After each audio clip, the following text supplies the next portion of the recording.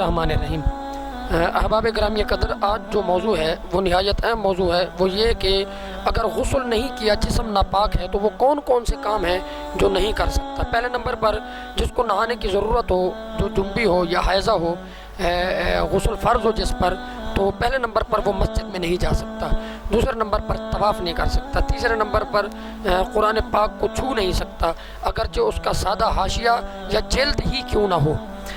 اگر قرآن پاک کے اوپر ڈبل جلد ہوئی ہو، کوئی یہ سمجھے کہ میں اس کو چھو سکتا ہوں، تو وہ چھو بھی نہیں سکتا۔ بغیر چھوئے دیکھ کر یا زبانی پڑھنا یا کسی آیت کا لکھنا یا انگوٹھی چھونا یا پہننا جس پر حروف مقطعات لکھے ہوں، یہ سب حرام ہے۔ ایسا نہیں ہے کہ قرآن پاک کوئی کھول دے اور ناپاک بندہ وہ پڑھے، یہ بھی حرام ہے، اور کسی آیت کو لکھنا یہ بھی حرام ہے، اور کوئی ایسی انگوٹھی جس کے اوپر حروف مقطعات یا قرآن کے کوئی الفاظ لکھے ہوں تو اس کو چھونا بھی حرام ہے۔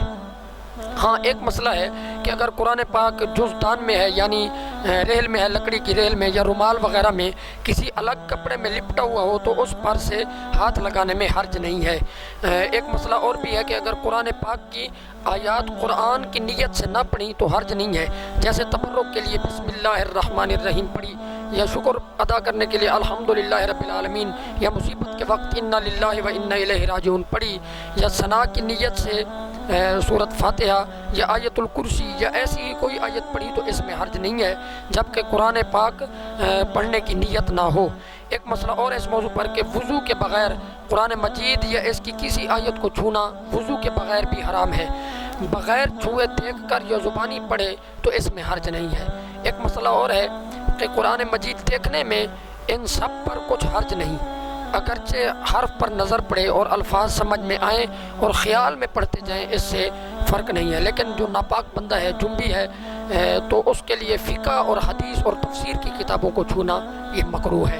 اللہ تعالی ہمیں صراط مستقیم پر چلنا نصیب فرمائے، آمین بجاہ النبی الکریم الامین۔ دوستو، ہمارے چینل کو سبسکرائب کرنا مت بھولیے۔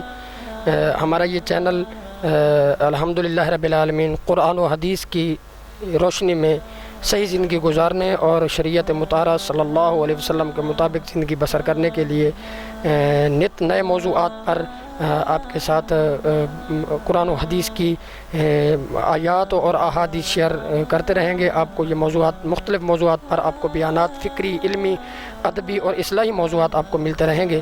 آپ ضرور ہمارے چینل کو لائک کریں اور سبسکرائب کریں۔ اللہ تبارک و تعالیٰ آپ سب کو سلامت رکھے۔ کہ محمد سے وفاتوں نے تو ہم تیرے ہیں، یہ جہاں چیز ہے کیا لوح و قلم تیرے ہیں۔